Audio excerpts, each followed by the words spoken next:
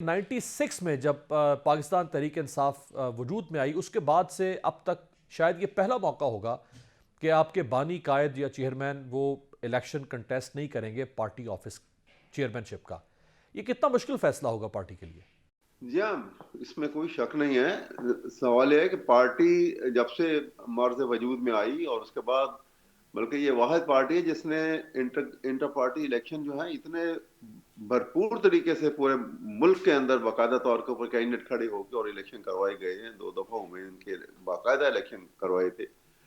बहरहाल जो इस वक्त जिस किस्म की सिचुएशन के अंदर डाला गया है और जिस क्रिटिकल स्टेज के ऊपर ये कंडीशन लगाई गई है, ये अपनी जगह पे एक बहुत बड़ा क्वेश्चन मार्क है कि लेवल प्लेइंग फील्ड जो है उसे एक तरीके से रोकने की कोशिश की जा रही है और ऐसी कंडीशन क्रिएट की जा रही है कि जहां से इलेक्शन में इनकी गुडविल खराब हो और ये इलेक्शन में पार्टिसिपेट ना कर सके।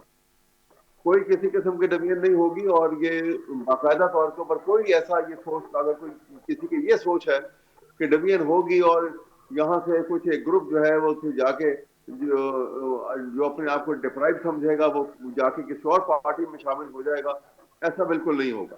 पाकिस्तान में वोटर जो है वो अभी तक बिल्कुल मुस्तकिल मिजाजी के साथ पीटीआई के साथ जुड़ा हुआ है सर 5 मिनट हो लेकिन गए। और अहमद साहब इनको पहले वोट ये वो इतला देंगे। बहरहाल अहमद साहब पहले ये ये फेयर चांस इनको दिया जाए, लेवल प्लेइंग फील्ड इनकी प्रोवाइड की जाए और हाँ। इक्वल अपॉर्चुनिटी हो, तो इंशाल्लाह ताला पीटीआई जो है अब भी एक मुनफरद हैसियत में इलेक्शन में कामयाब होकर सामने अहमद आएगी। साहब पहले ये इत्तलाई थी कि पार्टी के बाकी तमाम ऑफिस पे तमाम ओहदों पर इलेक्शन होगा, लेकिन पार्टी चेयरमैन, साबिक चेयरमैन और अब आप साबिक हो जाएंगे अगर वो इलेक्शन कंटेस्ट नहीं करते तो वो बिला मुकाबला चेयरमैन मुंतखब हो जाएंगे दोबारा।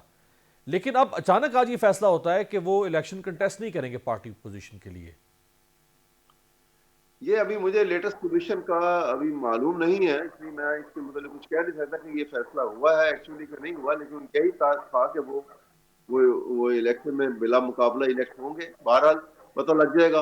ये बात जो है इंशाल्लाह I will be able to get it through by tonight.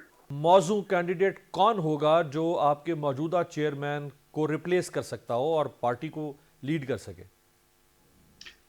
इसीलिए मेरा ख्याल नहीं है कि ये ऐसी बात हो, इसलिए ये अभी ये कुछ नहीं कहा जा सकता, क्योंकि ये इस डिसीजन में भी खुद चेयरमैन का की अपनी जो है एक ओपिनियन जो है, ये उनका अपना फैसला जो है वही सबसे ज्यादा मुस्तहकम होगा। आप समझते हैं कि जो सुप्रीम कोर्ट का फैसला था, सुप्रीम कोर्ट के जिस फैसले के तहत नवाज शरीफ साहब को पार्टी सदारत छोड़ना पड़ी थी जब वो डिस्क्वालीफाई हुए थे, और वो फैसला ये था कि जो शख्स 62-63 के तहत डिस्क्वालीफाई होता है वो अगर पब्लिक ऑफिस होल्ड नहीं कर सकता तो वो पार्टी ऑफिस भी होल्ड नहीं कर सकता। तो फिर नवाज शरीफ साहब को पार्टी सदारत छोड़ना पड़ी थी और फिर उन्हें तायात कायद करना शुरू कर दिया नून लीग ने। आपको लगता है कि अगर मौजूदा चेयरमैन कंटेस्ट करते हैं और वो मुंतखब हो भी जाते हैं बिला मुकाबला चेयरमैन, तो ये फैसला सुप्रीम कोर्ट का ये कल को दोबारा आड़े आ सकता है उस इलेक्शन में? नहीं, देखिए ये 62-63 वाली इनके ऊपर कंडीशन तो नहीं है। ये 62-63 वाली कंडीशन के ऊपर तो इनको जो है वो सजा नहीं दी गई है। ये सूरत हाल बिल्कुल यकसर मुख्तलिफ है।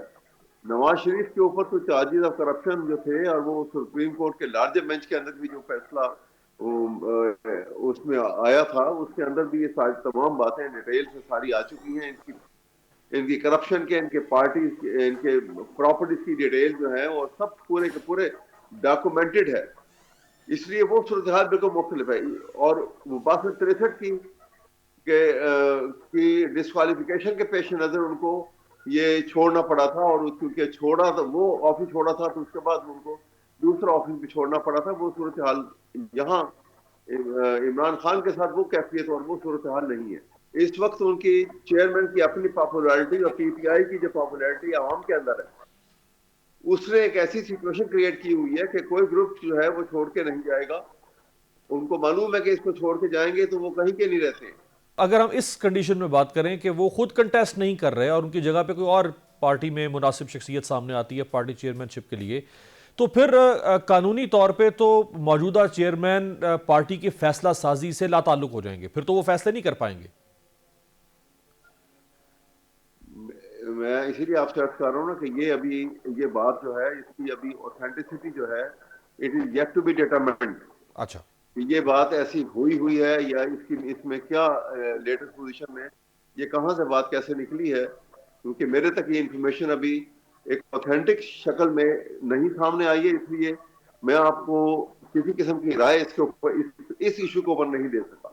राइट। आज जो साइफर केस की समाअत हुई, शाह महमूद कुरैशी साहब को और साबिक वज़ीर आज़म और आपके चेयरमैन उन्हें पेश नहीं किया गया, बावजूद इसके कि 23 नवंबर का हुक्म था, उसमें इनको लाया जाना था, इस्लामाबाद हाई कोर्ट का हुक्म था, और अब आज जज ने फैसला किया है कि वापस जेल ट्रायल होगा, लेकिन ओपन ट्रायल होगा। तो क्या जेल में ट्रायल और ओपन ट्रायल, अब मुतमईन है तहरीक इंसाफ? देखिए, ओपन ट्रायल का कोर्ट का फैसला है और वही फैसला जो है वो मानना पड़ेगा। ये कोई तरीका नहीं है कि कोई एग्जेक्टिव अथॉरिटी जो है वो जुडिशरी के किए हुए फैसले, हाई कोर्ट के फैसले से अपने आप को बालातर नहीं समझ सकते। ट्रायल, ओपन ट्रायल जो है वो होते आए हैं माजी के अंदर भी, बड़े बड़े लीडरान के हुए हैं, और ये भी ओपन ट्रायल जो है उसका होगा। आपको याद होगा जुल्फिकार अली भुट्टो का लाहौर हाई कोर्ट में ओपन ट्रायल हुआ था, सुप्रीम कोर्ट में ओपन ट्रायल था, वो बिल्कुल। उनकी अपील जब सुनी गई थी, कहीं कोई इन कैमरा प्रोसीडिंग नहीं थी।